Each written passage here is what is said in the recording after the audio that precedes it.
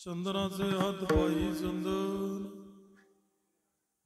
चंदनाचे हात पायी चंदन, परिसा नाही हीन कोणी अंग, दीपा नाही पाठी पोटी अंधकार, सर्वांगी साखर उघी गोड. तुका म्हणे तैसा सज्जनापासून, तुका म्हणे तैसा सज्जनापासून, पाहता अवगुण मिळेची ना, दीपा नाही पाठी पोटी अंधकार, सर्वांगी साखर उगी गोड. पांडुरंगा पांडुरंगा करू प्रथम, पांडुरंगा करू प्रथम, पांडुरंगा करू प्रथम, दुसरे चरणाचा सानिया, दुसरे चरणाचा सानिया, दुसरे चरणाचा सानिया. त्यांच्या कृपादाने कथेचा विस्तार, अनेक कथेचा विस्तार, कृपादाने कथेचा विस्तार, कृपादाने कथेचा विस्तार. बाबाजी सद्गुरु दास तुका, बाबाजी सद्गुरु दास तुका, बाबाजी सद्गुरु दास तुका. पांडुरंगा करू प्रथम नमन, दुसरे चरण संताचे, त्यांच्या कृपादाने कथेचा विस्तार. बाबाजी सद्गुरु दास तुका. आवाज येतो ऐकायला सर्वांना? पाठीमागे येतं का तुम्हाला ऐकायला? एक श्लोक म्हणतो पुढे, सर्वांनी माझ्या पाठीमागे म्हणा, सर्वजण म्हणा. वसुदेव सुतं देवं, सर्वजण म्हणा, मोठ्याने जोरात म्हणा ना जरा. वसुदेव सुतं देवं, कंसचानूरमर्दनं,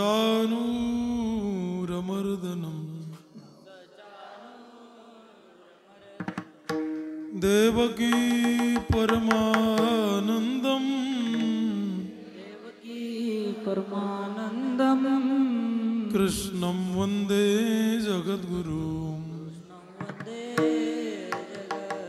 कृष्णं वन्दे जगद्गुरुं, वन्दे कृष्णं वन्दे जगद्गुरुं. वन्दे जगद्गुरुं. चंदनाचे हात पायी चंदन, परिसा नाही हीन कोणी अंग, दीपा नाही पाठी पोटी अंधकार, सर्वांगी साखर उगी गोड.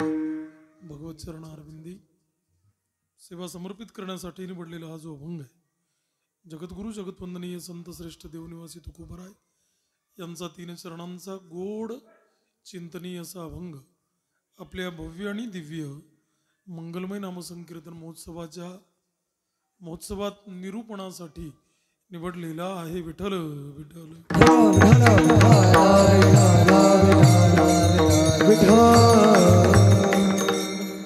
अभंग जगद्गुरु तुकोबरायांचा अभंग 3 चरणांचा. या अभंगावर संकल्पित वेळेच्या आतमध्ये काहीच चिंतन मांडण्यापूर्वी एक छोटासा परिहार द्यायचा आहे. तो असा, अतिपवित्र पावन मंगलमय पुण्यात आपला हा मालेगाव शहर, मालेगाव महानगर आणि मालेगाव महानगरामध्ये असलेलं हे अयोध्यानगर. अयोध्यानगरमधलं रामरायाचं अतिशय गोड देवालय, अखिल कोट ब्रह्मांड नायक कारण कारण करुणा वरुणालय, दीनबंधू दया सिंधू अनंत कृपामूर्ती करुणानिधान भगवान राघवेंद्रांचा हा अतिशय गोड मंगलमय पावन दरबार. आणि या दरबारामध्ये रामरायाचा जन्मोत्सव मोठ्या आनंदामध्ये, जल्लोषपूर्ण वातावरणामध्ये सर्वच मंडळींद्वारा साजरा होतो. आदरणीय हरिभक्तीपरायण आमचे परमस्नेही रमेश आबांचा मला कॉल होता. आदरणीय हरिभक्तीपरायण चेतन महाराजांचा पण मला फोन होता. आजचा दिवस रिक्त होता, स्वीकारला. आलो, तुमचं सर्वांचं दर्शन झालं, आनंदाने समाधान वाटलं. विठ्ठल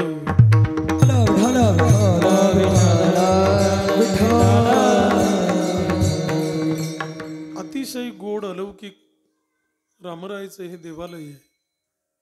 तुम्हाला सांगू, या मंदिरामधल्या रामरायाचं दर्शन केल्यानंतर हो त्या रामरायाकडे बघता बघता बघता बघता त्याचं दर्शन करता करता खरंच असं वाटतं की हे अयोध्या नगर आहे.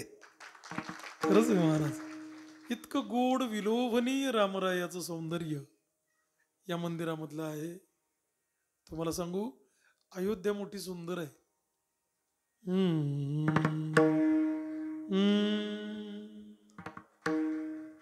सीताराम जी की प्यारी रजधानी लागे,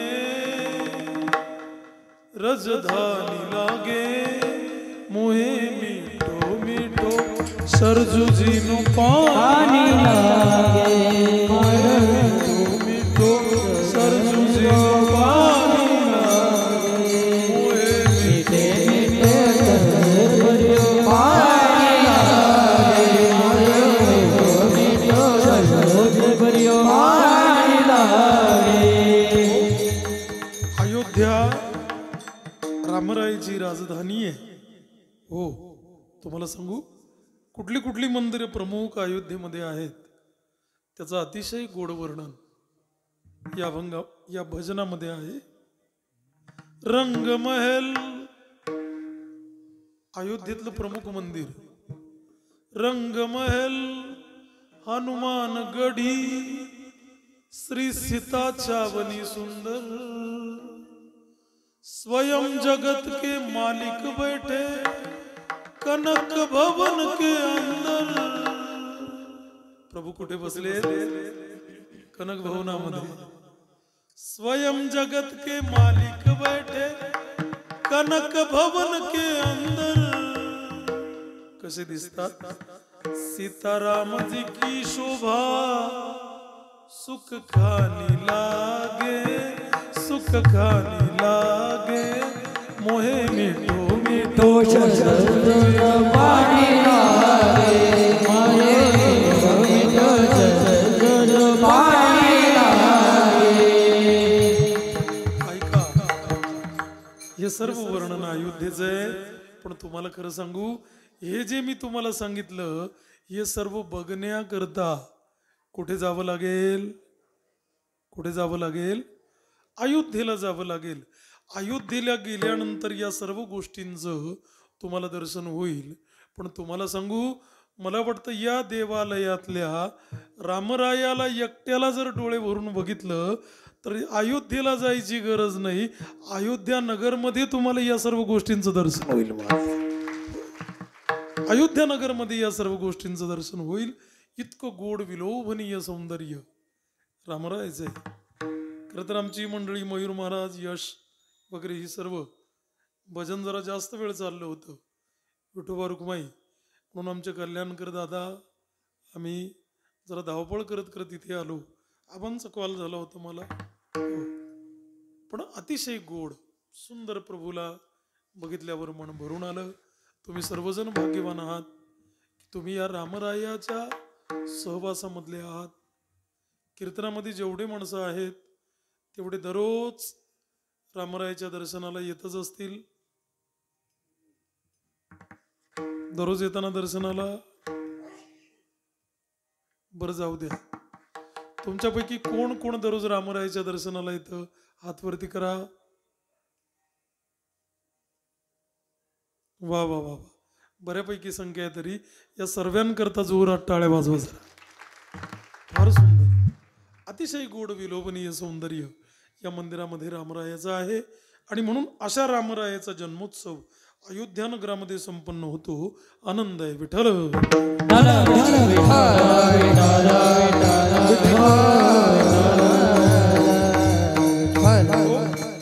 खरं तर हा महिना अतिशय गोड चाललाय. कुठला महिना आहे हा? पोरं कुठे गेले? कुठला महिना रे बेटा हा? कुठला? बोल ना, बोल, घाबरू नको. बरोबर आहे.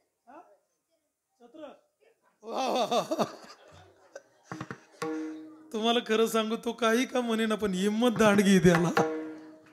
खरंच चत्र का म्हणे ना. मला आनंद या गोष्टीचा आहे की हिमतीने उत्तर दिलं महाराज. हो, कुठला महिना चालू आहे बेटा हा? चैत्र. चत्र नाही, कुठला? चैत्र. हा अतिशय गोड पावन मंगलमय महिना आहे. या महिन्याचं वर्णन करताना नामदेवरायांच्या वाणीला सुद्धा महार आलाय. काय म्हटले नामदेवराय तुम्हाला सांगू. उत्तम चैत्र मास ऋतू वसंताचा दिवस. नामदेवराय म्हटले हा महिना अतिशय उत्तम आहे. कोणता महिना. चैत्र महिना. अजून नामदेवराय म्हटले की वसंताचा दिवस. वसंत ऋतूचं आगमन झालंय. याच्या अगोदरचा जो ऋतू आहे कुठला ऋतू गेला. वसंताच्या अगोदर कोणता ऋतू असतो. त्या ऋतूचं नाव आहे शिशिर. काय नाव सांगितलं मी. शिशिर. शिशिर नावाचा ऋतू संपलाय आणि वसंताचं आगमन झालंय. ऊन जरा जास्त आहे. ऊन जरा जास्त आहे. पण ऐका जिकडे तिकडे झाडं हिरवेगार झालेले आहेत महाराज.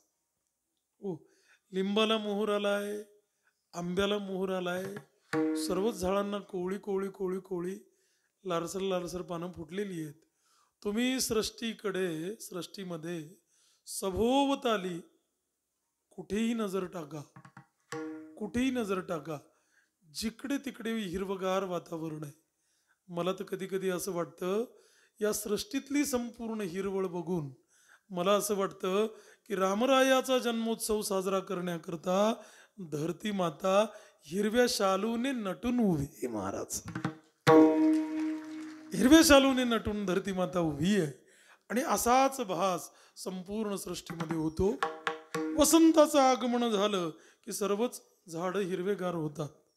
तुम्हाला एक भावगीत सांगू गोड.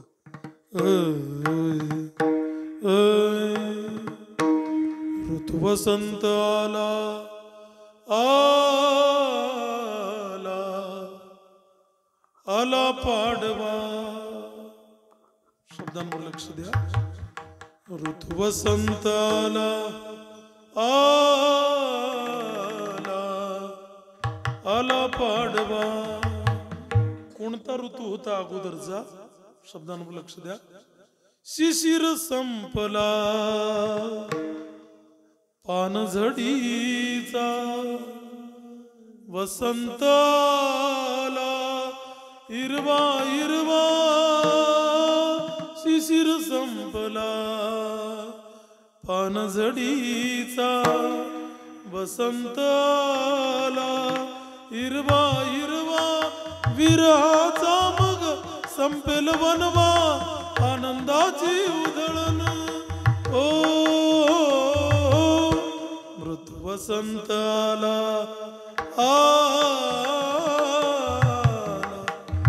आला पाडवा. वसंताचं आगमन झालंय. पाडवा निघून गेलेला आहे. रामरायाच्या जन्मोत्सवाच्या तयारीमध्ये आम्ही सर्वजण आहोत. अशा मंगलमय सुंदर वातावरणामध्ये प्रत्यक्ष रामरायाचा जन्मोत्सव अयोध्यानगरमध्ये साजरा होतो. तुम्ही सर्वजण भाग्यवान आहात. खरंच आनंद वाटलं. मला समाधान वाटलं. खरं तर संपूर्ण पृथ्वी तलावर रामरायाचं चरित्र जेवढं जास्त प्रमाणात गायल्या गेलं एवढं अन्य कुणाचंही चरित्र गायल्या गेलं नाही. ऐका तुम्हाला सांगतो. 24व्या त्रेताच्या शेवटच्या चरणात रामावतार झाला. थोडस नॉर्मली राहू द्या. 24व्या नंबरचं त्रेतायुग त्याचं शेवटचं चरण चालू होतं आणि त्याच्यामध्ये रामरायाचा अवतार झाला. कितव्या नंबरचं त्रेतायुग सांगितलं मी. 24. आता तुम्ही सर्वजण मला उत्तर द्या. हे कितव्या नंबरचं कलियुग चालू आहे. बोला घाबरू नका. कितव्या नंबरचं कलियुग चालू आहे. बरं ते जाऊ द्या. तुम्हाला नाही माहिती. तुम्ही सर्वजण मला सांगा पांडुरंगाची आरती पाठ आहे का तुम्हाला.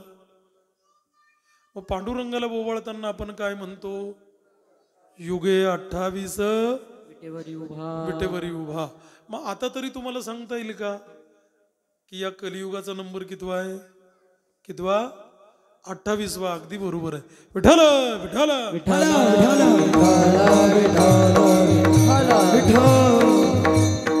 मग ऐका ना थोडं लक्षपूर्वक ऐका. तुम्हाला आनंद येईल. 24व्या नंबरचं त्रेतायुग चालू होतं. ते 24व्या त्रेताचं शेवटचं चरण चालू होतं. ऐका, 24व्या नंबरचं त्रेतायुग त्याचं शेवटचं चरण चालू होतं आणि त्या शेवटच्या चरणामध्ये रामरायाचा प्रादुर्भाव झाला. प्रभू 11,000 वर्ष पृथ्वी तलावर होते. किती वर्ष?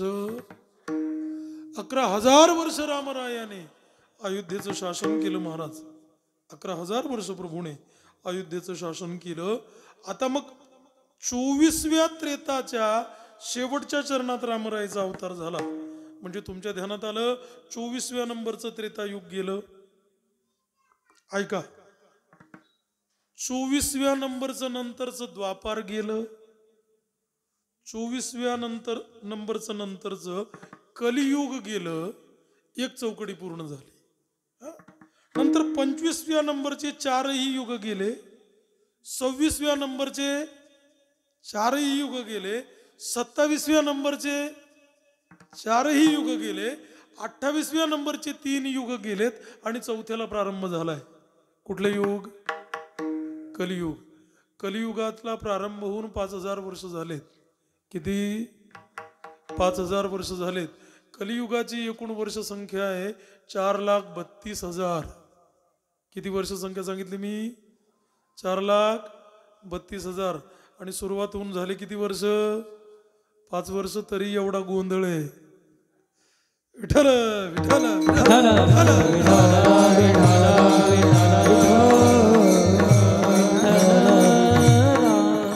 ऐका, तर मुद्दा मला तुम्हाला हा सांगायचा आहे. मला तुमचं वेगळ्या मुद्द्याकडे लक्ष आकृष्ट करायचं आहे. ऐका, 24व्या त्रेताच्या शेवटच्या चरणात रामावतार झाला. मध्ये एवढे हजारो युग निघून गेले तरी भारतवर्षामध्ये 24व्या त्रेतापासून तर 28व्या कलियुगापर्यंत भारतामध्ये नमस्काराची पद्धत एकच आहे. 2 माणसं जर समोरासमोर एकमेकाला येऊन भेटले ना तर 2 जण एकमेकाला हात जोडून नमस्कार करताना एकमेकाला म्हणतात राम राम. ही रामरायाच्या चरित्राची जादू आहे महाराज. ही रामरायाच्या चरित्राची जादू आहे. रामरायाच्या चरित्राचा प्रभाव इतकी युगामध्ये निघून गेले तरी भारतीय माणसाच्या मनावरचा रामरायाच्या चरित्राचा प्रभाव अजून हटला. विठ्ठल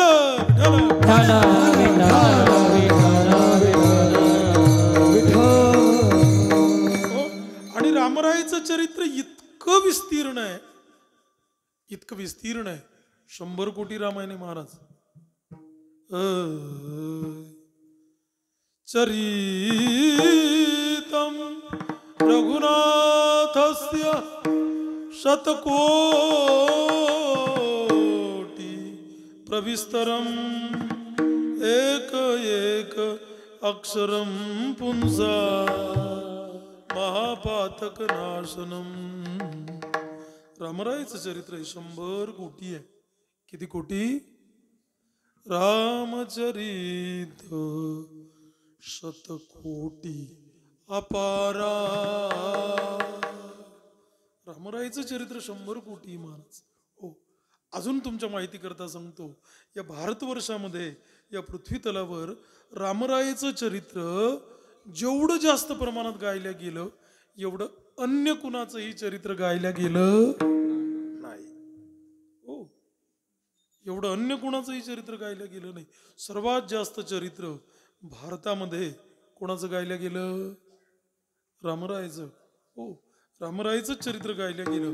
तुम्ही सर्वजण मला सांगा, पृथ्वी 10 दिशांनी वेढलेली आहे. पृथ्वीच्या आजूबाजूला किती दिशा आहेत? 10. किती दिशा आहेत? 10. 4 मुख्य दिशा आहेत. 4 मुख्य दिशा आहेत. पूर्व, पश्चिम, पुढे माझ्याकडे बघून म्हण, माझ्याकडे.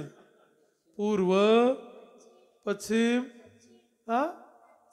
दक्षिण, बर, उत्तर.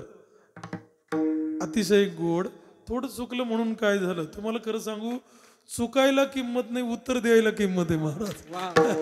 खरंच ना. आणि त्या मानाने अयोध्यानगर मधले पोरं डॅशिंग दिसत आहेत जरा मला. चांगलंय. हो, हाऊ बी चत्र म्हणे, हाऊ बी दच्छिम म्हण राह ना. पण घाबरत नाही, हे कौतुक आहे. हो, या 4 मुख्य दिशा आहेत बेटा, 4 उपदिशा आहेत. कुठल्या कुठल्या? आग्नेय, ईशान्य, वायव्य आणि नैऋत्य. त्या 4 मुख्य दिशा आणि ह्या 4 उपदिशा. दिशा झाल्या किती? एकूण 8 झाल्या. अजून 2 दिशा आहेत, अध आणि ऊर्ध्व, म्हणजे वर आणि खाली. दिशा किती झाल्या? सर्व 10. किती झाल्या? मग या 10 दिशांनी पृथ्वी वेढलेली आहे आणि एका एका दिशेच्या संतुलनाकरता देवाने एका एका दिक्पालाला नियुक्त केलेलं आहे. लक्षपूर्वक ऐका. दिक्पाल म्हणजे कोणी देव नाही हा. इंद्राचा जो ऐरावत नावाचा हत्ती आहे ना, मोठासा, असे मोठे मोठे विशाल काय गजराज आहेत, हत्ती आहेत मोठे मोठे, त्यांना दिक्पाल म्हणतात.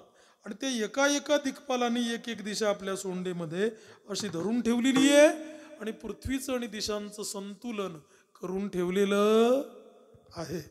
आता तुम्ही सर्वजण मला सांगा, 10 दिक्पालांनी 10 दिशा धरून ठेवल्यात, कितीतरी युगानुयुगांपासून धरून ठेवल्यात. हो, दिक्पाल इथेच आहेत पृथ्वीवर. हो, आता सर्वजण मला सांगा, हत्तीचा रंग कसा असतो रे बेटा? काळा. अगदी बरोबर उत्तर दिलं. हत्तीचा रंग कसा? काळा. असंच मी एका गावाला विचारलं, म्हटलं हत्तीचा रंग कसा असतो? एक पोऱ्या म्हणे, बाबा तुमना सारखा. तेल म्हणतो, तू नवी बरोबर ते. ऐका ना, तर सर्वजण मला सांगा, हत्तीचा रंग कसा असतो? काळा. आता हत्तीचा रंग जर काळा, तर हत्तीचं मस्तक सुद्धा कसं? काळच ना. हत्तीचं मस्तक सुद्धा कसं? काळ. पण या 10च्या 10 दिक्पालांची मस्तक आता काळी राहिलेली नाहीयेत, उज्ज्वल झालेली आहेत. त्यांच्या मस्तकांचा प्रकाश वरती देव लोकांपर्यंत पोहोचला.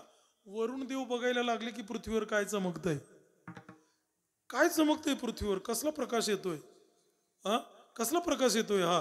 म्हणून सर्व देव आपापल्या विमानांमध्ये बसले आणि पृथ्वीच्या कक्षेमध्ये आले. पाहतात तर काय, 10च्या 10 दिक्पालांची मस्तकं चमकत होती आणि त्यांच्या मस्तकांचा प्रकाश वरती देवलोकापर्यंत पोहोचलेला होता. हो, सर्व देवांनी हात जोडले, दिक्पालांना म्हटले, ए दिक्पालांनो. म्हटले, हा देव, हो बोला. अरे तुमचे शरीर काळे होते. म्हटले, हो. म्हणून तुमचे मस्तक सुद्धा काळे होते. म्हटले, हो. मग तुमचे मस्तक इतके शुभ्र धवल का झाले, कस काय झाले? तर त्या दिक्पालांनी हात जोडले आणि सांगितलं, देव हो, या पृथ्वीवर दिशांच्या रक्षणाची जबाबदारी तुम्हीच दिली ना आमच्यावर. म्हटले, हो. मग आम्ही या पृथ्वीवर दिशांचं संतुलन करायला आहोत ना. म्हटले, आहात. कितीतरी युगांपासून आहोत ना. म्हटले, हो आहात ना. मग ऐका ना, या पृथ्वीवर आम्ही वास्तव्याला असताना, दिशांचं संतुलन करून ठेवत असताना, या पृथ्वी तलावर रामरायाचं उज्ज्वल चरित्र इतक्या जास्त प्रमाणात गायल्या गेलं, इतकं गायल्या गेलं, इतकं गायल्या गेलं, इतकं गायल्या गेलं की ते रामरायाचं उज्ज्वल चरित्र ऐकून ऐकून ऐकून ऐकून ऐकून आमची मस्तकं आता काळी राहिलेली नाहीयेत, तर उज्ज्वल झालेली आहेत. हा रामरायाच्या उज्ज्वल चरित्राचा परिणाम आहे महाराज. हो, रामरायाचं चरित्र इतकं उज्ज्वल आहे आणि इतकं जास्त प्रमाणात पृथ्वी तलावर गायल्या गेलं, अशा या रामरायाचा हा जन्मोत्सव आहे. विठ्ठल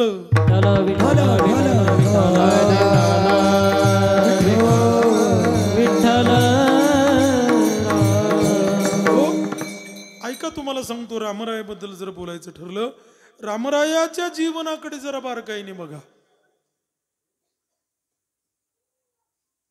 एक एक पैलू प्रभूंच्या जीवनामधला तुमच्या माझ्यासाठी आचरणीय आहे. हो, रामरायासारखा चांगला राजा नाही, रामरायासारखा चांगला मुलगा नाही.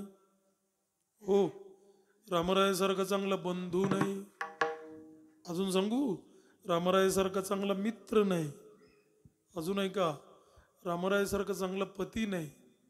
हो, रामरायासारखा चांगला शिष्य नाही. अजून एक वाक्य, काय, रामरायासारखा चांगला शत्रू नाही. हो, शत्रू असावा ना महाराज, तो सुद्धा रामरायासारखाच असावा. रामरायासारखा शत्रू असावा तो भाग्यवान आहे रावण. खरंच रामरायासारखा शत्रू भेटलाय त्याला. रामरायासारखा शत्रू असावा. आता मुद्दा आलाय म्हणून जरा सांगतो. भजन म्हणा विठ्ठल.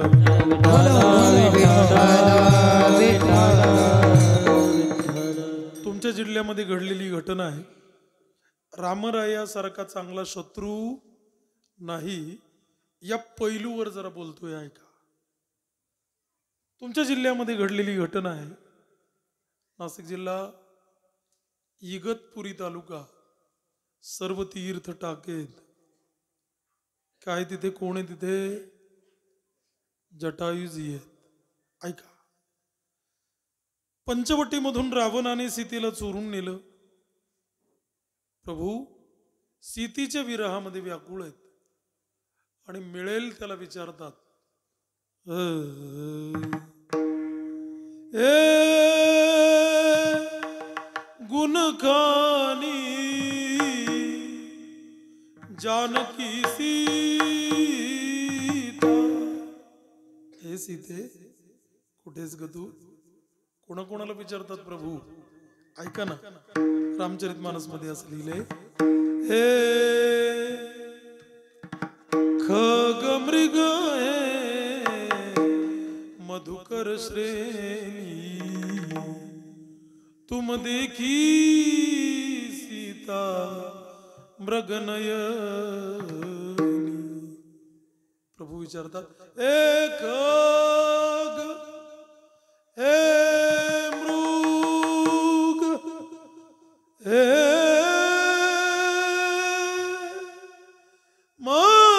मधुकर श्रेणी. हे बाबा सांगा ना रे, तुम देखी सीता मृगनयनी. तुम्ही माझ्या सीतेला बघितलं? प्रभूंच्या डोळ्यामध्ये अश्रूंच्या धारा आहेत. प्रभू सीतेला शोधत शोधत शोधत शोधत त्या इगतपुरी तालुक्याच्या परिसरामध्ये जेव्हा आले, रामरायाचं अतिशय क्षीण स्वरातलं नामचिंतन प्रभूंच्या कानावर आलं. श्रीराम जय राम, जय जय राम. श्रीराम जय राम, जय जय राम. श्रीराम जय राम, जय जय राम. श्रीराम जय राम, जय जय राम. श्रीराम जय राम, जय जय राम. प्रभू लक्ष्मणाला म्हटले, लक्ष्मण कोणीतरी माझं भजन करतंय, बघायला पाहिजे. आणि प्रभू पटकन त्या झुडपांमध्ये गेले. रक्ताच्या थारोळ्यामध्ये पडलेला जटायूजींचा देह रामरायाने बघितला. प्रभू विकल झाले. महाराज, प्रभूचा स्वभाव फार गोड आहे. तुम्हाला सांगू, एकदा रामरायाचा स्वभाव जाणून घेतला ना, रामचरितमानस मध्ये गोस्वामी तुलसीदासजी लिहितात, स्वतः भगवान महादेव म्हणतात, उमा राम स्वभाव जी जाना. हे उमा, रामरायाचा स्वभाव ज्यांनी जाणला ना, ज्यांनी रामरायाचा स्वभाव जाणला ना, तो भजनाशिवाय दुसरं काही करणार नाही. फार गोड स्वभाव प्रभूचा आहे. आणि प्रभू इतके विकल झाले, इतके विकल झाले, इतके विकल झाले की जटायूजींचा रक्ताने माखलेला देह बघितला प्रभूंनी आणि पटकन मांडी घालून प्रभू बसले आणि बेशुद्ध पडलेल्या जटायूजींना उचललं आणि आपल्या मांडीवर घेतलं. कुणी? आता गोस्वामी तुलसीदासजींचा एक गीतावली नावाचा ग्रंथ, त्याच्यामधलं एक भजन सांगतो. राग गीध गोद करिलीनो. शब्दांवर लक्ष द्या, शब्द कळतात ना तुम्हाला? राग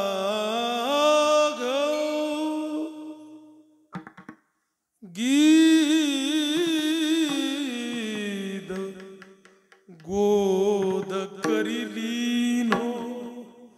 रामरायने जटायूजींचा देह आपल्या मांडीवर घेतला. काय केलं? नयन सरोज पखारे नयन सरोज पखारे मानो अर्ध जल दीनो रागव गीत गोद करिलीनो. रामरायने जटायूजींचा देह आपल्या मांडीवर घेतला आणि प्रभूंनी जटायू काकांना विचारलं, जटायूजी कोणी तुमची अवस्था केली? जटायूजींनी रामरायला बघितलं. जटायूजींच्या एका एका डोळ्याला 2-2 धारा आहेत. जटायूजींनी हात जोडले. ही सारी घटना तुमच्या जिल्ह्यामध्ये घडलेली आहे. हो. जटायूजींच्या एका एका डोळ्याला 2-2 धारा आहेत. रामरायांनी प्रश्न विचारला, कोणी तुमची अवस्था केली? जटायूजी म्हटले, प्रभू ऐका. नाथ दशानन यह गती कीनी. हे नाथ, दशानन रावणाने माझी ही अवस्था केली. ताई खल जनक सुतारिली.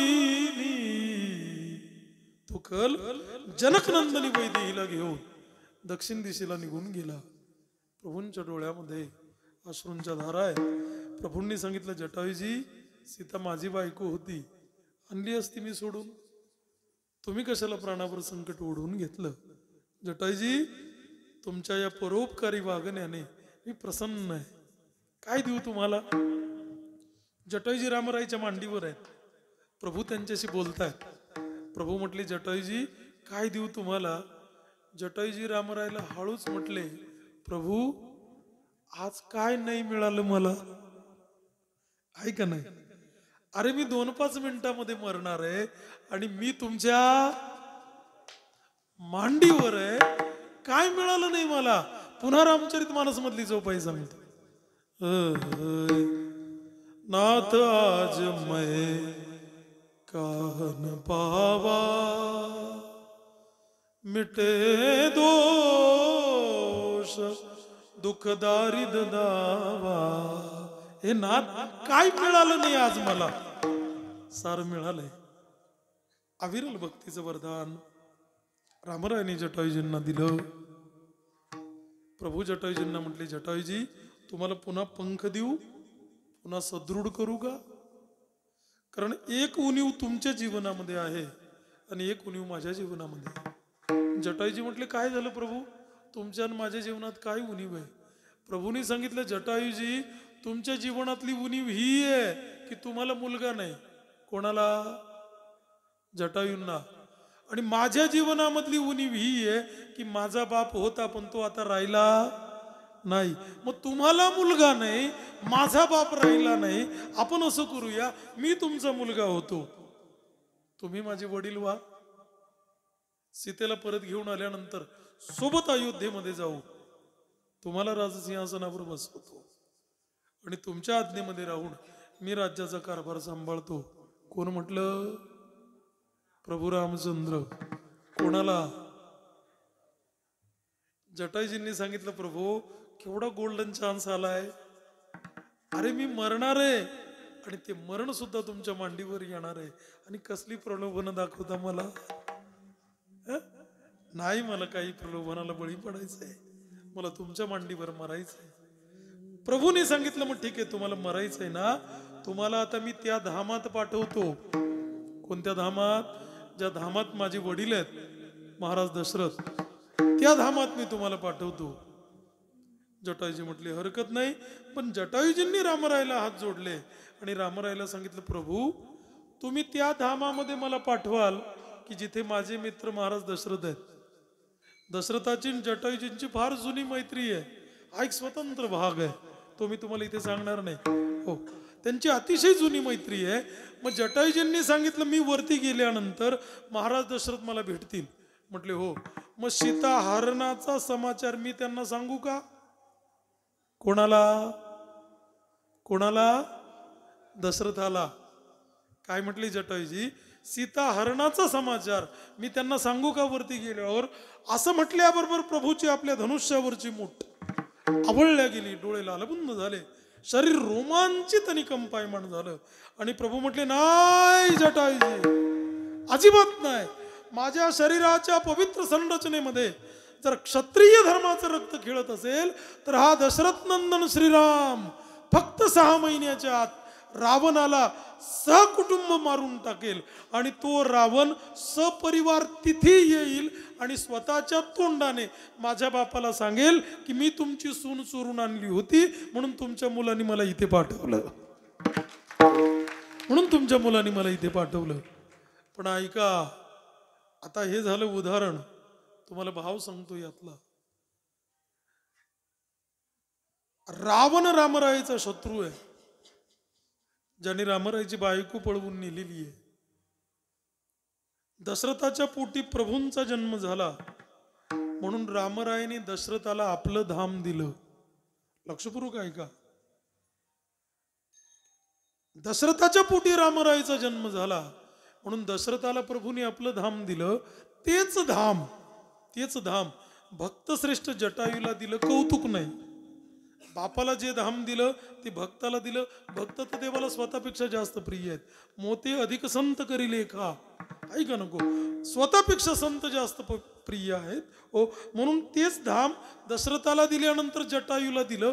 कौतुक नाही, पण ज्यांनी आपली बायको चोरून नेली, कोणी? रावणाने. त्या रावणाला सुद्धा प्रभू त्याच धामामध्ये पाठवायचं म्हणतात. हो, त्याच धामामध्ये पाठवायचं म्हणतात.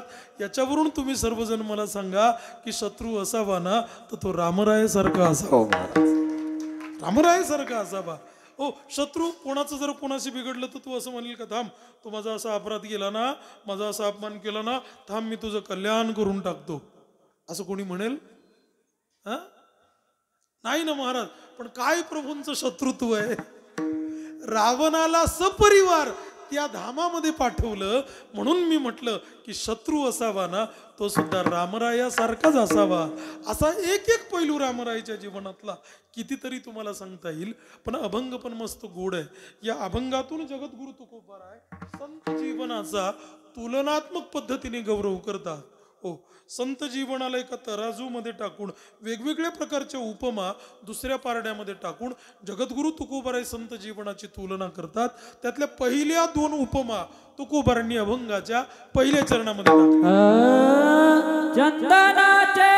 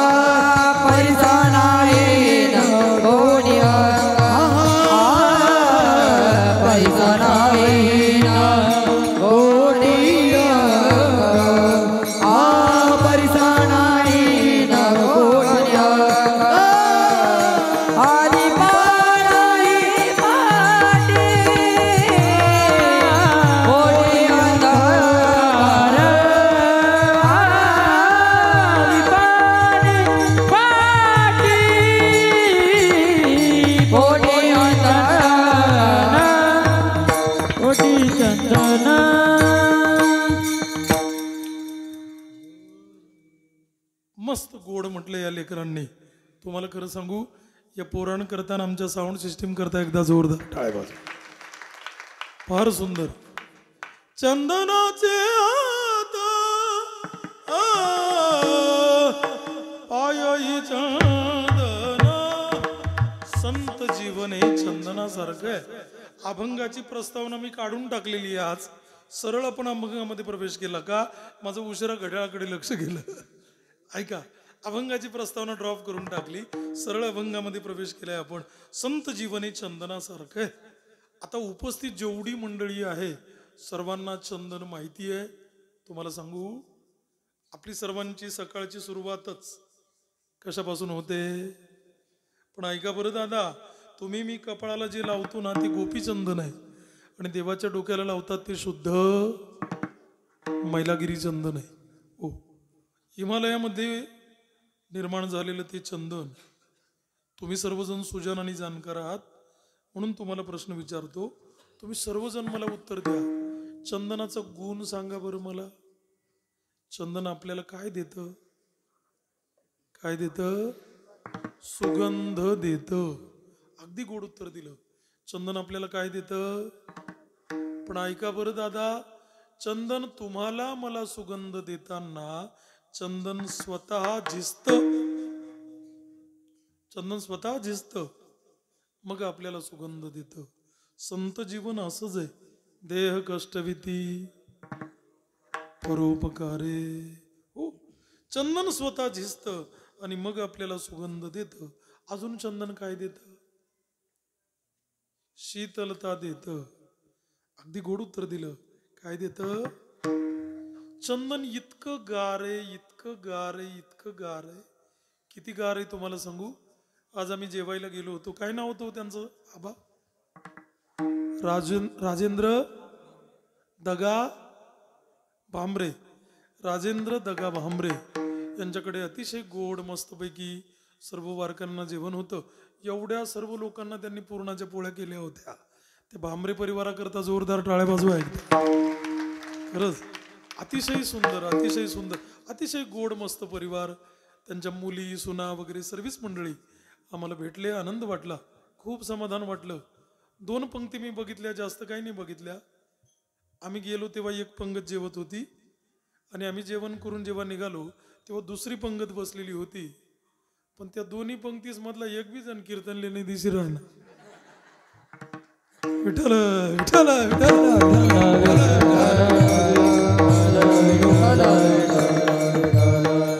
चला जाऊ द्या. मुद्दा मला तुम्हाला हा सांगायचा आहे की अतिशय गोड त्यांनी जेवण दिलं. सुंदर जेवण होतं. तुम्ही सर्वजण मला सांगा, सर्वजण मला सांगा. तर महिलांशी निगडीत प्रश्न आहे, तुम्ही सर्वांनी मला उत्तर द्या. आता तिकडे भजे होते आज, भजे कुरड्या वगैरे. तेलामध्ये तळल्यानंतर ते तेल लगेच गार होतं का?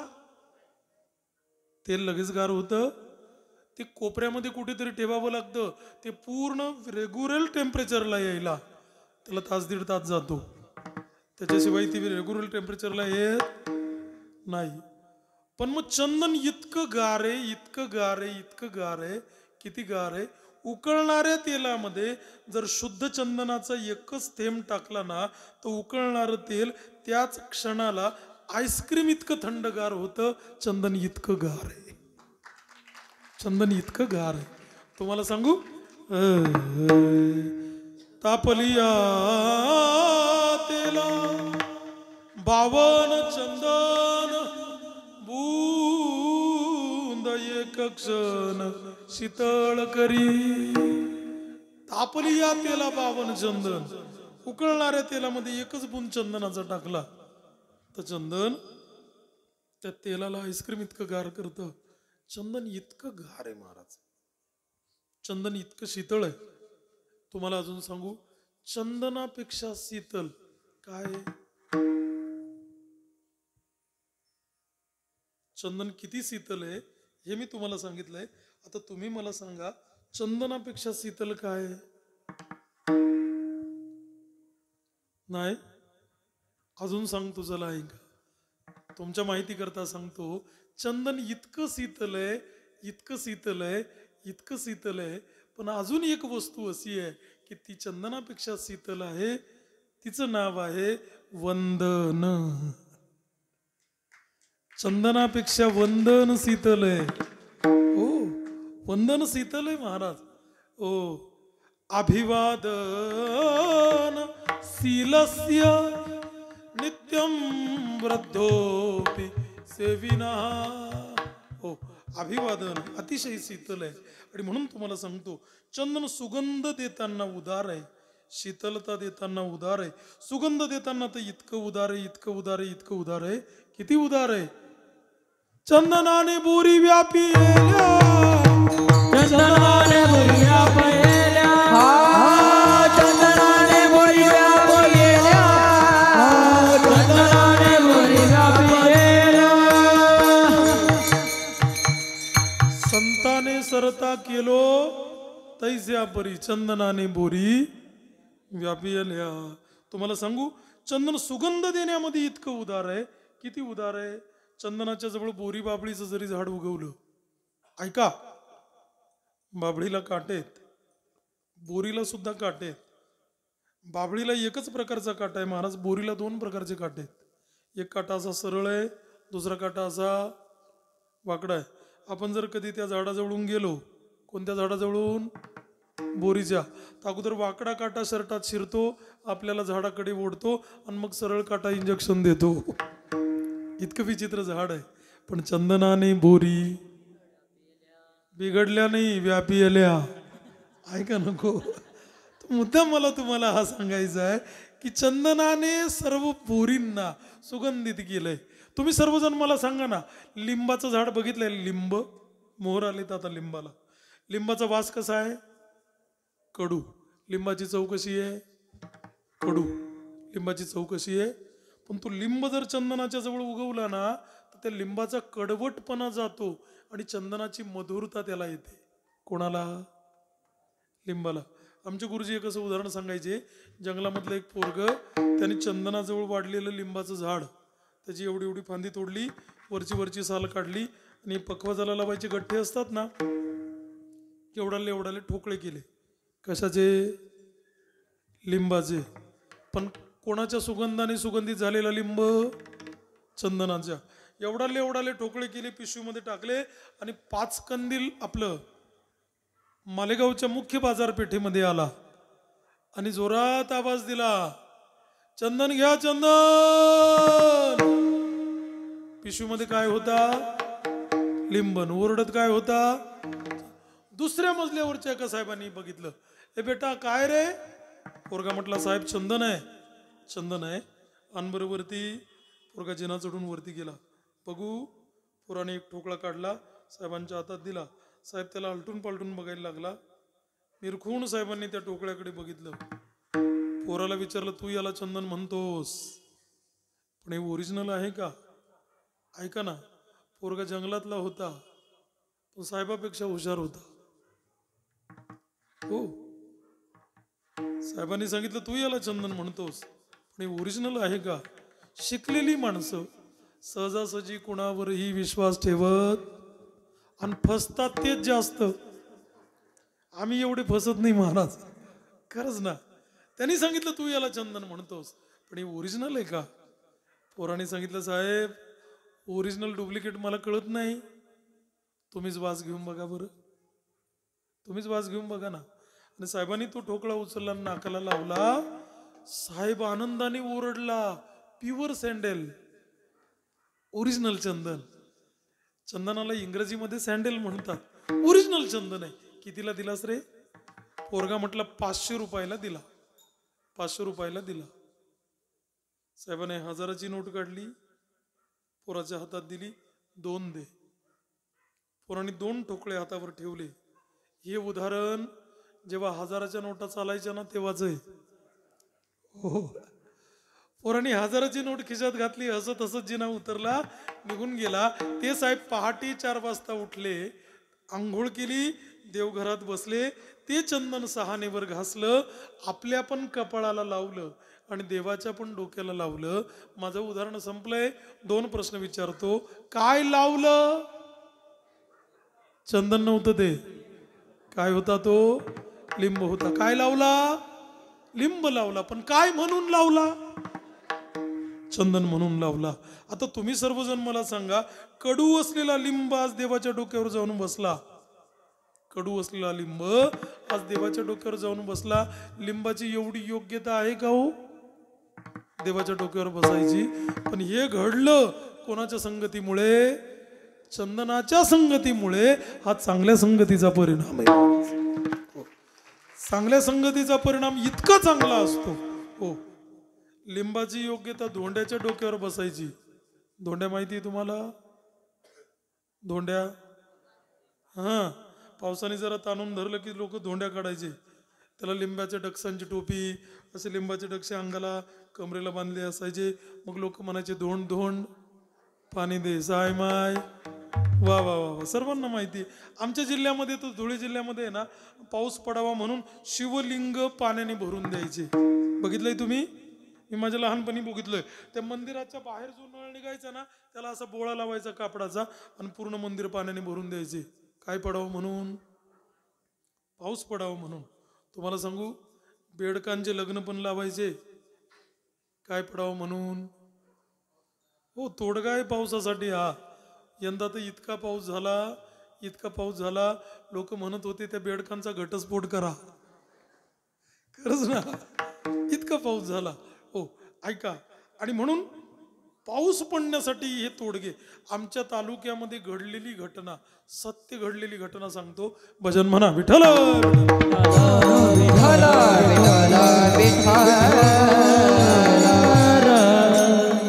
पाऊस पडेना ना महाराज. गावामध्ये मीटिंग झाली. पाऊस पडण्यासाठी काहीतरी तोडगा सांगा. एक वयस्कर म्हातारा उठून उभा राहिला. तो म्हटलं, माझ्याकडे जालिम उपाय आहे. 100% पाऊस पडेल. बर, नाही पडला तर गाव सोडून देईल, तुमच्या गावात सुद्धा राहणार नाही. तोडगा बोला. म्हटले, का जिवंत माणसाची अंत्ययात्रा काढायची. तुमच्या ध्यानात आलं का? पण जिवंत माणसाला त्या डोलीवर झोपवायचा. डोलीच म्हणता ना तुमच्याकडे, काय म्हणतात त्याला? हो, त्या डोलीवर झोपवायचा जिवंत माणसाला, आणि त्या डोलीवर झोपून त्याला गावभर मिरवायचा. आणि गावभर मिरवला का मग शेवटी स्मशानामध्ये नेऊन जाळायचा नाही, त्याचा प्रतिकात्मक पुतळा जाळायचा आणि त्याला घरी आणायचा. ते पाऊस 100% पडेल. नाही पडला तर त्याने सांगितलं ना, मी म्हटलोय ना, गाव सोडून दिलं असं. ठीक आहे, कोणी 2 रुपये दिले, कोणी 1 रुपया दिला, कोणी 5 रुपये दिले, वर्गणी गोळा केली, मैतीचं सामान आणलं, ती डोली आणली, सर्व गाव गोळा झाला. पण त्या डोलीमध्ये झोपायला कोणी तयार होईना ना. कोण झोपेल त्याच्यामध्ये? 90 वर्षाच्या म्हाताऱ्याला सुद्धा मर म्हटलेलं सहन होत नाही. ज्ञानोबराय पण ज्ञानेश्वरीमध्ये लिहितात ना, अगा मरहा बोलन सहाती. बेसूर होता क्या जरा? विठ्ठल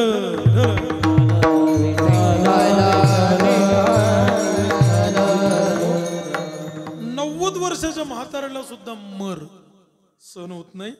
आणि कोणत्या डोलीवर झोपेल? मग जरा काय करावं कळेना. कोणीच तयार व्हायला तयार नाही. मग सर्व गावाच्या लक्षात आलं, त्या गावात बाहेर गावचं एक घर राहायला आलेलं होतं. तो माणूस पूर्ण गावाचा पाहुणा होता. हो, त्याची बायको गावाची बहीण होती. आणि मग सर्व गावाच्या ध्यानात आला, आहे तो नाही का पाहुणा म्हणे आपला. आणि सर्व गाव त्या पाहुण्याच्या दारात ना, बस पाहुणा तुम्हीच येत म्हणे आधे, नुसतं झोपायचंय, दुसरं काय करायचंय तुम्हाला. पण तो पाहुणा म्हणे, हा हा हा, मी अजिबात करणार नाही. त्याची बायको तिथं गावाची बहीण ना, ती सर्व गावाला शिव्या द्यायला लागली. म्हटले, नाही नाही, माझ्या नवऱ्याला झोपायचं नाही, काही झालं तर. सर्व गावाने तिला हात जोडले, अक्का तू अजिबात चिंता करू नको. म्हणे, का बर? काहीच वाव नाही म्हणे तेले. म्हणे, का बर? सर्व गावना पित्रे जेलचे म्हणे. तो काय होईल त्याला? पण तो बी घाबरायचा ना. एकाने त्याच्या मित्राने त्याच्या कानाजवळ तोंड नेलं आणि त्याला म्हटलं, तासभर झोपायचंच आहे ना नुसतं मिरवाईपर्यंत, काय होतं त्याच्याने? हो ना तयार. तो म्हण, नाही रे काही झालं तर. तो म्हणे, मी 100 रुपये देवाला लावसो, तू लुकाव झोप. तयार झाला महाराज. त्याला मस्तपैकी अंघोळ घातली, नवे कपडे घातले, त्याला मस्त अत्तर बित्तर मारले, फुलांचे हार गळ्यामध्ये घातले, ती डोली मस्तपैकी सजवली, त्या डोलीमध्ये आणून त्याला असं झोपवलं. डोलीमध्ये तो झोपला, तेवढ्यात दुसरा पळत पळत गेला आणि सुतळी घेऊन आला. तो दुसरा म्हणे, तो म्हण ठेव रे, तो जिता येणार रे, त्याला बांधायची काय गरज आहे. सर्व गाव मिरवलं ना महाराज त्याला, सर्व गाव मिरवलं, सर्व गाव मिरवलं, सर्व गाव मिरवलं. आणि सर्व गाव मिरवल्यानंतर मग सत्य घडलेली घटना आहे. हा मुंबई आग्रा जो हायवे झालाय ना, 4 वे, हा या रस्त्यावरच ते गाव आहे. पूर्वी हा रस्ता जेव्हा सिंगल होता ना, तेव्हाची घटना आहे. आता वाजावाल्यांचं जे पथक होतं ना, ते रस्त्याच्या पुढे निघून गेलं, रस्त्याच्या पुढे गेलं. आणि खांदेकरी जे होते ना, ते रस्त्यावर आले. समोरच्या बाजूने एक ट्रक येत होता. त्या ट्रकच्या ड्रायव्हरचं आवडतं गाणं कॅबिन मध्ये लागलेलं होतं. ड्रायव्हरचं लक्ष गाण्यात होतं, रस्त्यावर नव्हतं. वाजाच्या आवाजामुळे खांदेकऱ्यांना ट्रकचा आवाज आला नाही, पण हा जो वरती झोपलेला होता ना, हा सावध होता. यांनी झोपल्या झोपल्या असं तिकडे बघितलं, आणि तिकडे बघितल्यावर त्याला ट्रक दिसला. घाबरा झाला, काय करावं त्याला कळेना. पण योगायोग असा की ट्रक ड्रायव्हरचं लक्ष याच्यावर गेलं, आणि जसं ट्रक ड्रायव्हरचं लक्ष याच्यावर गेलं तसं हे त्या डोलीत उठून बसला. असं डोलीत उठून बसला आणि ट्रक ड्रायव्हरला असा हात केला. सत्य घडलेली घटना आहे. तुम्हाला खरं सांगू, या डोलीतल्यातलं काय झालं मला अजिबात माहिती नाही, पण त्या ट्रकचा ड्रायव्हर आमच्या धुळ्याला 6 महिने ऍडमिट होता महाराज, कोमातच होता 6 महिने. म्हणजे मुद्दा मला तुम्हाला हा सांगायचा आहे की लिंबाची योग्यता धोंड्याच्या डोक्यावर बसायची, पण आज लिंब देवाच्या डोक्यावर जाऊन बसला. तुम्हाला ज्ञानोबांची ओवी सांगतो. पाहे पा चंदनाचे निअंगा निळे, शिवतलिया लिंब होती जवळे, ती निर्जीवे देवाचे निढळे बैसनी केली. नाथबाबांच्या भागवतामध्ये पण असंच लिहिलंय, ते अचेतन काष्ट सर्वथा चढली देव ब्राह्मणाचे माथा, त्याचा पांग नकळे तत्वता राजे श्रीमंता वंदिती. कडवट असलेला लिंब आज देवाच्या डोक्यावर जाऊन बसला. हो, हे का झालं? चंदनाच्या संगतीमुळे झालं. मग चंदन इतकं उदार आहे, सुगंध देण्यामध्ये, शीतलता देण्यामध्ये. म्हणून तुकोबाराय म्हटले, तुका म्हणे गुण चंदनाचे अंगी तैसे तुम्ही जगी. हे संत जन हो, तुम्ही चंदनासारखे आहात. पण तुकोबारांनी संत जीवनाला चंदनाची उपमा दिली, पण तुकोबारांना चंदनाकडे दोष दिसला. काय दोष दिसला? चंदन सर्वांना सुगंध देतं, पण चंदन बांबूला सुगंध देत. तुम्ही सर्वजण मला सांगा, जंगलातलं सर्वात सरळ झाड कोणतं आहे? बांबू आहे. पण चंदनाने वेड्या बाकड्या बोरी बाबळींना सुगंध दिला आणि बांबूला टाकून दिलं. हो, बांबूला का बहिष्कृत केलं याचं कारण सांगतो. बांबू जरी वरून दिसायला सरळ आहे, पण बांबूच्या प्रत्येक अंगाला काय गाठ आहे. प्रत्येक प्रत्यंगाला गाठ आहे. म्हणून चंदनाने त्याला बहिष्कृत केलंय. म्हणजे तुमच्या ध्यानात आलं का? पण आलं. म्हणून त्या दिवसापासून गाठी असलेला माणूस वारकरी संप्रदायामध्ये चालत नाही महाराज, नाही चालत. तुकोबाराय म्हटले, मी माझ्या जीवनात पहिलं काम हे केलं. तुका म्हणे सोडिल्या गाठी दिली मिठी. हो, मग चंदनाकडचा हा दोष तुकोबारांना दिसला. तुकोबाराय म्हटले, जाऊ द्या, चंदन सदोष आहे, परिसा नाही ही न कोणी अंग. मग संत जीवन हे परिसासारखं आहे. परिस लोखंडाला असं घासलं की लोखंडाचं काय होतं?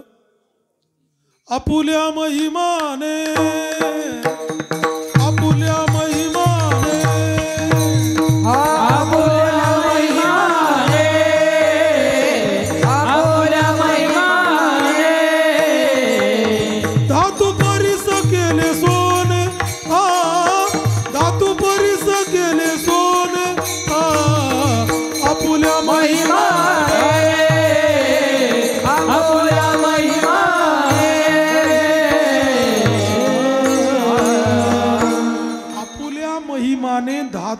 परीस केले सोने. धातूचं परीस सोनं करतो. ज्ञानोबरांची उभी सांगू. लोहाचे कनक होय हे सामर्थ्य परीसची आहे. मृत जीवितला आहे अमृत सिद्धी. किती गंजलेले हिनकस लोखंड असू द्या, त्या लोखंडाला असा परीस घासला ना दादा, त्या लोखंडाचं सोनं होतं. सोनं होतं. मग तुकोबराय म्हटलं, हे संत जन हो, तुम्ही परीसासारखे आहात. तुम्ही परीस बघितलाय? बघितला?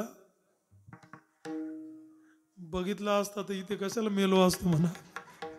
ऐका नाही पण ऐका, तुम्ही परीस नाही बघितला ना, पण परीस कसा बनवायचा हे आमच्या गुरुजींनी आम्हाला शिकवलंय. आणि तुमच्या सुदैवाने परीस बनवण्याचा मोसम जवळ आलाय. मला वाटतं हा एप्रिल महिना सुरू आहे ना, आता एप्रिल चालू झालाय ना, एप्रिल मे जून जुलै, हो, म्हणजे परीस बनवण्याचा मोसम जवळ आलाय की जो वर्षातून फक्त एकदाच येतो. तर परीस बनवण्याचा मोसम जवळ आलाय म्हणून परीस घरी बनवता येतो. कसा परीस बनवतात सांगतो तुम्हाला. भजन म्हणा विठ्ठल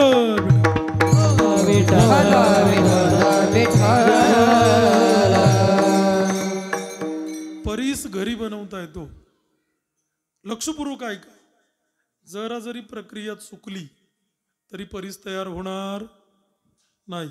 म्हणून बारकाईने ऐका, लक्षपूर्वक ऐका. झाला एखाद्याचा फायदा तर चांगला आहे ना, खरंच ना महाराज. हो, मृग नक्षत्राला प्रारंभ झाला. पावसाचं सर्वात पहिलं नक्षत्र आहे रोहिणी नक्षत्र, बरोबर ना. रोहिणी संपलं की दुसरं नक्षत्र सुरू होतं. कोणतं? त्या नक्षत्राच्या कालखंडामध्ये करायचा प्रयोग आहे. हो, प्रदीप मिश्रांनी तुम्हाला इतके तोडगे सांगितलेत, मला वाटलं आपण पण एखादा सांगावा. ऐका ना. हो, तर मुद्दा मला तुम्हाला हा सांगायचा आहे की मृग नक्षत्रामध्ये करायचा हा तोडगा आहे. मृग नक्षत्राला प्रारंभ झाला की आकाशामध्ये ढग गडाडतात आणि विजा कडाडतात. जोरात वीज कडाडली, ऐका, जोरात वीज कडाडली की तिचा लख्ख प्रकाश जमिनीवर पडतो. तुम्ही त्या विजेच्या प्रकाशामध्ये एवढा एवढा दगड उचलायचा आहे. कसल्या प्रकाशामध्ये? विजेच्या प्रकाशामध्ये एवढा एवढा दगड उचलायचा आहे आणि आपल्या उपरण्यामध्ये म्हणा किंवा रुमालामध्ये म्हणा किंवा साडीच्या पदरामध्ये म्हणा किंवा ओढणीमध्ये म्हणा, तो दगड 7 वेळा बांधायचा आहे आणि 7 वेळा सोडायचा आहे. त्या दगडाचा परीस होतो महाराज. हो, पण हे 7 वेळा सोडणं आणि 7 वेळा बांधणं हे विजेच्या प्रकाशामध्ये झालं तर त्याचा परीस होतो. तर त्याचा परीस होतो. बरं, तुम्ही सर्व हसताय, मग तुम्हाला असं म्हणायचंय का विजेचा प्रकाश पडत नाही? असं म्हणायचंय तुम्हाला? विजेचा प्रकाश पडतो, पण वीज आली म्हणेपर्यंत सुद्धा प्रकाश टिकत. विषयाचं सुख सांगताना ज्ञानोबरांनी विजेच्या प्रकाशाचं उदाहरण दिलंय. ज्ञानोबा ज्ञानेश्वरीमध्ये लिहितात, विषयी सुख आहे परी बोलणे सारिखेची नोहे, तैसे विद्युत स्फुरण पाहे जगा माझी. ओ, वीज आली म्हणेपर्यंत सुद्धा प्रकाश टिकत नाही. तेव्हा तो दगड कधी 7 वेळा उचलता येईल, बांधता येईल आणि सोडता येईल त्याला.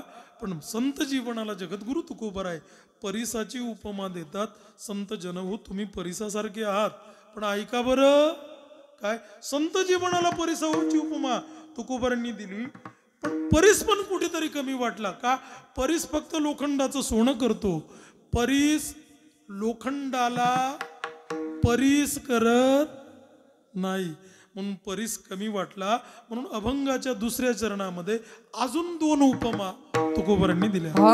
दीपानाही पाटी पोटी अंधकार, दीपानाही पाटी पोटी अंधकार, दीपानाही पाटी पोटी अंधकार, दीपानाही पाटी पोटी अंधकार, दीपानाही पाटी पोटी अंधकार.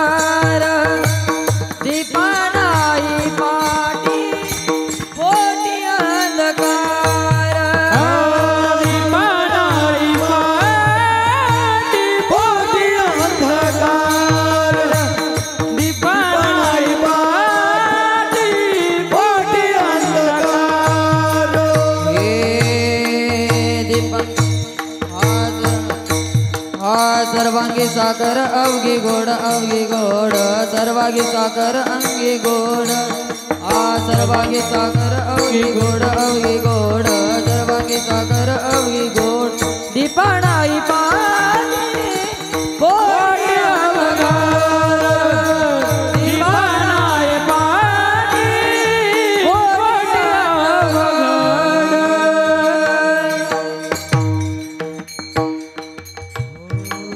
विठोबा रखुमाई जय विठोबा रखुमाई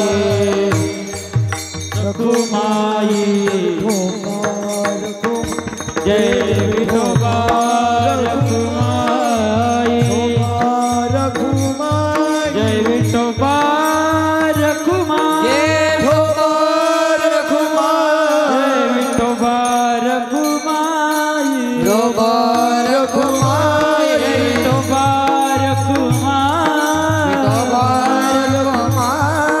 विठोबा रखुमाई जय विठोबा रखुमाई जय विठोबा रखुमाई हरि जय विठोबा रखुमाई जय विठोबा रखुमाई जय विठोबा रखुमाई जय विठोबा रखुमाई हरे विठोबा रखुमाई जय विठोबा रखुमाई हरे विठोबा रखुमाई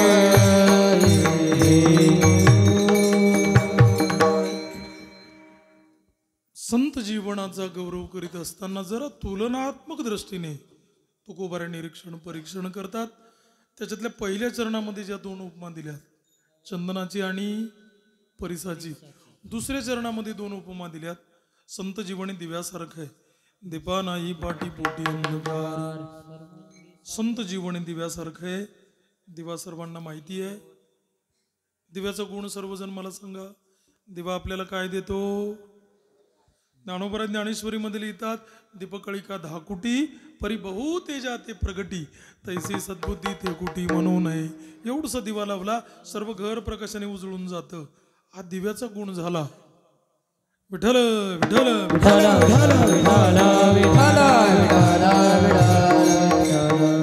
हा दिव्याचा गुण झाला. दिवा अद्भुत आहे. कुठेतरी मी गाडीच्या पाठीमागे असं एक वाक्य वाचलं होतं जे मला मनापासून आवडलं. गाड्यांच्या मागे पण कधी कधी फार सुंदर लिहिलेलं असतं. दिव्याच्या संबंधाने ते वाक्य होतं, जलो मगर प्यार से नहीं, प्यार में जला नहीं जाता, जला या जाता है. प्यार से नहीं, जलो मगर दीप जैसे. कसं वाक्य होतं ते? जलो मगर दीप जैसे. माणसाने जळायचं पण कोणासारखं? आपल्या जळण्याने जगाला फायदा झाला पाहिजे. अलीकडचा काळ विलक्षण आहे. खूप माणसं जळतात. हो, इतके माणसं जळतात तुम्हाला काय सांगू दादा. पण मला इतकं कौतुक वाटतं, इतके माणसं जळतात तरी इतकी थंडी वाजते. कठीणच आहे. दिवा स्वतः जळतो, जगाला प्रकाश देतो. हा दिव्याचा गुण आहे. जलो मगर दीप जैसे. गाड्यांवर फार छान छान असतं. एका गाडीवर मी वाचलं होतं, जनावर कर्ज तोच मर्द म्हणे. कठीण आहे ना. एक स्त्रियांकरता मी वाचलं, गाडीवरच होतं, तुमच्यासाठी पाठ करून आलोय ऐका. ते वाक्य असं होतं, हिंदीमध्ये होतं, हर माँ अगर बेटा चाहेगी. कसं वाक्य होतं ते? हर माँ अगर बेटा चाहेगी तो बहू कहाँ से लाएगी. आहे का नाही? अतिशय गोड होतं. म्हणून दिवा सर्व घर प्रकाशाने उजळून काढतो. हा दिव्याचा गुण झाला. पण दिव्याच्या खाली अंधार असतो. हा दिव्याचा दोष आहे. आता बघा ना, या दिव्यांच्या वरती अंधार आहे की नाही? हो, महादिव्याचा दोष आहे. मग दिवा पण कमी वाटला. म्हणून जगद्गुरु तुकोबारांनी चौथी उपमा दिली, सर्वांगी साखर. साखर ही सर्वांगाने गोड आहे. हो, तुम्ही सर्वजण मला सांगा, साखर बसून बसून खाल्ली तर कशी लागते? गोड. उभ्या उभ्याने खाल्ली तर गोड. चालता चालता खाल्ली तर, पळता पळता खाल्ली तर, झोपून झोपून खाल्ली तर, झोप लागल्यानंतर खाल्ली तर, लागल्यानंतर नाही खाता येणार. पण साखर कशीही खाल्ली तुम्ही कशी लागते? गोड लागते. साखरेचं काही जरी बनवलं तरी कसं लागतं? नुकतीच होळी गेलेली आहे, होळीमध्ये आम्ही साखरेचे अलंकार बनवतो. काय म्हणतात त्यांना? आल्ला कंगन. अगदी बरोबर आहे ना. आम्ही तो गुढीला पण हार टाकला होता. कसला? साखरेचा. गुढीला पण. आता एखाद दिवशी ऐका ना, जर साखर संपली, साखर संपलेली असे घरातली, हो मी माझ्या लहानपणी बघितलंय आईला, हो साखर संपलेली ना, आई म्हटलं साखर संपलेली, आई म्हटलंय रे तो आल्ला लय तो टाक देऊत ना आपण. कारण साखरेचं काहीही बनवलं तरी कसं लागतं? एक छोटंसं उदाहरण सांगतो आणि थांबतो ऐका. लग्न झालं, 5 दिवस लग्नाला झाले. पहिल्या मुलाला मुलगी नांदायला आलेली आहे आणि सासरी तिचा एकच मुक्काम झालाय आणि दुसरा दिवस उजाडलाय. दुपारी 2ची वेळ आहे. 2ची वेळ आहे. 4 पाहुणे घरी आले. सासूबाईंनी आवाज दिला, पोरी पाणी आण ग. एकच मुक्काम झालाय. पहिल्याच मुलाला पोरगी नांदायला आलेली आहे. हो दुसरा दिवस तिला उजाडलाय. 4 पाहुणे आलेत. तिने 4 ग्लास ट्रेमध्ये ठेवले. चौघांमध्ये पाणी ओतलं. सुंदर असा मस्तपैकी पदर घेतला. का? पहिलाच दिवस आहे. तिने ते पाहुण्यांना पाणी दिलं. पाहुण्यांनी पाणी संपवलं. रिकामे ग्लास ट्रेमध्ये ठेवले आणि ती पोरगी किचनकडे अशी जेव्हा जायला लागली, सासूबाईंनी आवाज दिला, बेटा 4 कप चहा ठेव ग. आता तिला किचनच माहिती नाही ना महाराज. बरं सासू तिथून उठून इकडे यायला तयार नाही. सासू पाहुण्यांबरोबर गप्पांमध्ये रंगलेली आहे. पण पोरीनी शोधलं इकडे तिकडे इकडे तिकडे. साखरेचा डबा, चहा पावडरचा डबा शोधायला लागली. हो काही सापडे ना. पूर्वीच्या काळामध्ये पत्रांचे डबे होते, तर त्या डबांमध्ये एक व्यवस्था करता येत होती. जुन्या बाया डब्यांवर लिहून ठेवायच्या. अशी नावं लिहिलेली असायची किचनमध्ये डब्यांवर. साखर, पोहे, मूग डाळ, रवा असं लिहिलेलं असायचं. हो लिहिलेलं असायचं. हो लिहिलेलं असलं की सापडायला जरा सोपं जातं. परवा एके घरी मी बसलो होतो. ते आजी म्हटले, जी भाऊ तुम्हाला चहा करू का? त्यांना म्हटलं करा, पण कोरा करा. कोराच करा, डोकं पण दुखतंय माझं, बरं वाटेल मला. त्या आजी चहा करायला गेल्या, पण मी त्यांना सांगायचं विसरलो की साखर कमी घाला असं. तसं काय मला शुगर वगैरे नाही, पण सुरुवातीपासून कमी असलं प्रमाण की बरं असतं. ऐक नको. तर मग मी माझं नेहमीचं घर किचनपर्यंत जायला मला संकोच नाही वाटला. मी किचनच्या भिंतीपर्यंत गेलो आणि मोठ्याने ओरडून सांगितलं, आजी साखर कमी घाला असं सांगायला आलोय मी. ते आजी मला म्हटले, जी भाऊ तुम्ही बसा, मी कमीच घालणार आहे, कमीच घालते. आणि त्या आजींच्या हातात जो डबा होता, त्या डब्याकडे माझं लक्ष गेलं तर त्या डब्यावर मीठ लिहिलेलं होतं. मला घामच फुटला महाराज. मी पुन्हा मोठ्याने ओरडलो, म्हटलं आजी. त्या म्हटलं काय झालं जी भाऊ? त्यांना म्हटलं तुमच्या हातामध्ये जो डबा आहे ना, त्या डब्यावर मीठ लिहिलंय. त्या आजी मोठ्याने ओरडल्या, ते तुम्हाला नाही कळणार, मुंग्यांना फसवण्याकरता लिहिलंय म्हटले. आता मला सांगा मुंग्यांना वाचता येतं का हो? चला जाऊ द्या.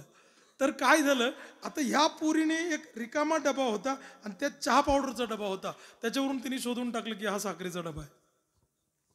तिने बघितलं पण साखरेच्या डब्यात साखरच नव्हती.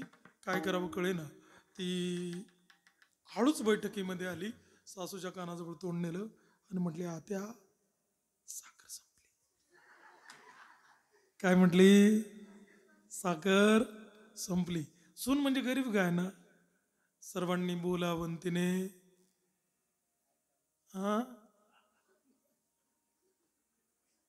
ही जुन्या काळातली सोंग सांगितली दादा मी. आता काळ बदलला आहे. आता तिने एकटीने बोलावं. हो आणि साऱ्यांनी निमूटपणे. पोरीच नाही ना महाराज. पोरीच कुठे आहेत? पोरीच नाही, पोरीच नाही.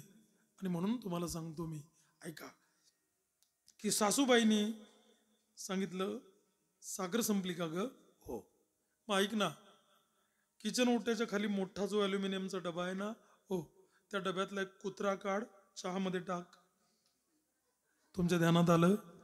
मांजर काढ, चहामध्ये टाक आणि चहा उकळून आण असं सासू म्हटल्याबरोबर पाहुणे म्हटले चहा ठेवू नका. एक म्हटला मी जसं जन्माला आलो ना तसा चहाच घेतला नाही. दुसरा म्हटलं डॉक्टरनी बंद केलाय हो माझा. तिसरा म्हटलं मी गुरु महाराज केले ते म्हटले पिऊ नको सोडून दिलाय. पण चौथा जरा स्पष्ट वक्ता होता. तो म्हटला मी चहा घेत होतो, घेत राहीन. हे काय तुमचं बोलणं? चहामध्ये कुत्रा टाक, मांजर टाक, चहा उकळून आण. सासू म्हटली तुम्हाला काही कळतं का? लग्न होऊन 5 दिवस झालेत. सुनबाई कालच नांदायला आलेली आहे. तिला आज दुसरा दिवस उगवलाय. दुपारचे 2 वाजलेत. तुम्ही 4 पाहुणे आलात. चहा ठेवणं गरजेचं आहे. घरामध्ये कोणी माणूस नाही, बाप्या माणूस नाही. साखर कोण आणेल? म्हणे 3 मी आम्ही दोघीच आहोत. साखर आणायला कोण जाईल? म्हणे मग अहो लग्नामध्ये जे रुखवताचे भांडे आलेत ना, वा वा वा वा, हे महिलांना कळालं बघा बरोबर. रुखवताचे जे साखरेचे भांडे आलेत ना लग्नामध्ये, त्या साखरेच्या भांड्यांमध्ये एवढं एवढं कुत्रं आहे. कसलं? बरोबर, साखरेचं कुत्रं आहे. त्या रुखवताच्या भांड्यांमध्ये एवढं एवढं मांजर आहे. कसलं? हा, ते कुत्र ते मांजर टाकून चहा उकळून आण असं मी म्हटले. असं म्हटल्यावर 4ही पाहुणे म्हटले असं आहे का? मग असू द्या, आता तांब्या दिला तरी पिऊ म्हटले आम्ही. हो, माझं सांगणं संपलंय. साखरेचं कुत्र जरी केलं तरी कसं लागतं? साखरेचं मांजर जरी केलं तरी. पण साखर जरी सर्वांगाने गोड असली तरी साखर एका माणसाकरता विष आहे. कोणाकरता? ज्याला मधुमेह नावाचा रोग झालाय त्याच्याकरता साखर विष आहे. महाराज म्हटले साखरही सर्वांगाने गोड आहे, पण तिच्याकडे पण एक दोष आहे, जी ती मधुमेहाला चालत नाही.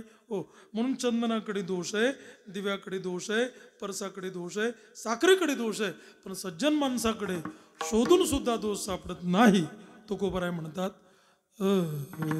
तुका म्हणे तैसा सज्जना पासून, तुका म्हणे तैसा सज्जना पासून, तुका म्हणे तैसा सज्जना पासून, तुका म्हणे तैसा सज्जना पासून.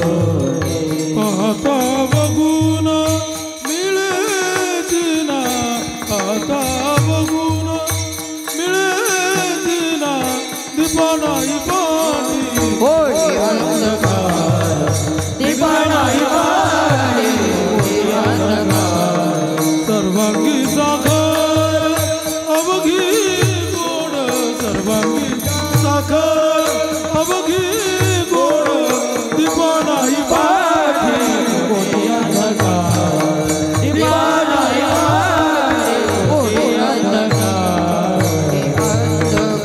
महाराज म्हटले दिव्याकडे दोष आहे, साखरेकडे दोष आहे, परिसाकडे दोष आहे, चंदनाकडे दोष आहे, पण सज्जन माणसाकडे शोधून सुद्धा दोष सापडत नाही. तुका म्हणे तैसा सज्जनापासून, पाहता बघून मिळे जिना, मिळतच नाही. यानेप्रमाणे भंगाच्या 3ही चरणांचा अर्थ आलो. आदरणीय आबांचा महाराजांचा विशेष विशेष विशेष आग्रह होता. खरं तर सुरुवातीला काही दिवसांपूर्वी आदरणीय आबा मला असं पण म्हटले होते की जे भाऊ म्हटले त्या कालखंडामध्ये जर तुम्ही रिक्त असाल बराच वेळ तर आपण सुंदर रामचरितमानस कथा, रामरायाच्या चरित्राचं गायन आमच्या अयोध्यानगरमध्ये 7 दिवसांपर्यंत करू. आणि तुम्हाला सांगू की खरंच नगराचं नाव अयोध्या आहे. रामरायाचं मंदिर अतिशय सुंदर आहे, अतिशय गोड आहे. म्हणून या मंडळींनी रामायण कथा व्हावी असा एक मानस व्यक्त केला होता. पण म्हटलं त्यांना म्हटलं बरेच कीर्तनं माझे पण दिल्या गेलेले आहेत. पुन्हा नंतर आबा म्हटले मग तुमचे पण कीर्तनं दिल्या गेलेले आहेत. आमच्यापासून पण असा काही एक सूर असा व्यवस्थित येत नाही, म्हणून कीर्तन सप्ताह आपण करू. आणि म्हणून आजचा दिवस स्वीकारला आलो. तुमचं सर्वांचं दर्शन झालं. आमची लहान लहान लेकरं आहेत, यश वगैरे ही सर्वच पोरं, ही माझी आवडती पोरं आहेत सर्व. हो, इतकं सुंदर गातात महाराज ही पोरं. आमचे आदरणीय मयूर महाराज आहेत. या सर्वांकरता एकदा जोरदार टाळ्या वाजवा. याच्याकरता पण एकदा टाळ्या वाजवा. हो, कारण त्यांनीच जास्त किदरायलचे कीर्तन महाज. खरंच ना, एक ते घर ना पोरेसले किदरी सण आता शिल गेल राहतच आम्ही. इथे बी हेच येत आमच्या नशिबात. ऐका ना, तर तुम्हाला सांगू मुद्दा मला तुम्हाला हा सांगायचा आहे. अप्रतिम गोड सुंदर साऊंड सिस्टीम आहे. त्यांच्याकरता एकदा जोरदार टाळ्या वाजवा. आदरणीय हरिभक्तीपरायण आमचे रमेश आबा, आदरणीय हरिभक्तीपरायण चेतन महाराज, अजून आमचे कल्याणकर दादा मला भेटले. दादांचा पण चांगला अभ्यास आहे. त्याहीपेक्षा दादांचं अंतकरण हे वारकरी परंपरेला अनुलक्षून आहे. ते बघून मला जास्त आनंद वाटला. तुम्हाला सांगू, शरीराने वारकरी असणं वेगळं आणि हृदयापासून वारकरी असणं वेगळं आहे महाराज. तशा प्रकारचं काहीसं चित्र मला दादांमध्ये दिसलं. आनंद वाटला. ही आमची सर्व जुनी सहकारी मंडळी, आमचे चिंचोले आप्पा पण आलेत. सर्वच मंडळींचा नामनिर्देश करत नाही. सकल हिंदू समाजाचं संघटन ही काळाची गरज आहे.